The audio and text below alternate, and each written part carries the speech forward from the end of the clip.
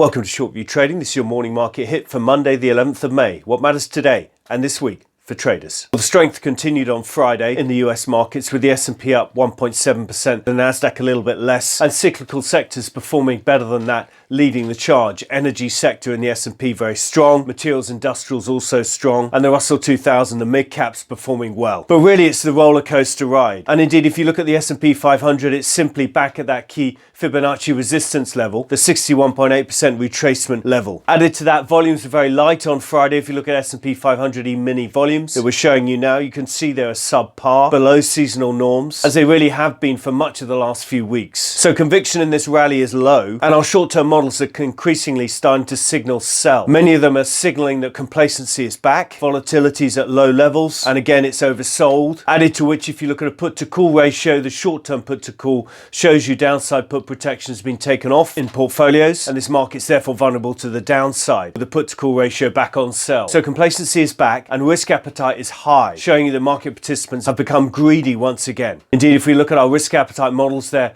almost or thereabouts back on sell. Over and above that, momentum models continue to roll over. As we're showing you right now, there's a divergence between the global momentum and the S&P 500 in recent days and weeks. That's a negative divergence, added to which our technical scoring system remains just moving over and rolling over from its sell levels of recent days. So the models aren't there, complacency's back, the market's become greedy, momentum is poor, added to which the spreads are not confirming this equity market rally. If you look at the VIX relative to high yield spreads, again, there's a divergence. Or if you look at even junkier junk, CCC rated or lower, that's even clearer. So we continue to remain cautious about this market. For full details on how we're playing it, please see today's daily rag, available to subscribers and on the website. So what are we watching today and this week? Well, macro day today is pretty light, so nothing really to focus on. US corporate earnings continue today and this week, of course, for the first quarter. But throughout the week, key focus will be on Jerome Powell's speech on Wednesday, which he's giving on the current economic situation. Added to that, there's lots of tidbits and important information out of the States. NFIB small business optimism will be watched closely. Michigan sentiment on Friday is always interesting. Thursday's weekly jobless claims will be watched closely, as will retail sales on Friday. Lots of US data out this week, all of it interesting. And then over in China, lots of data to focus on, particularly at the back end of the week when you get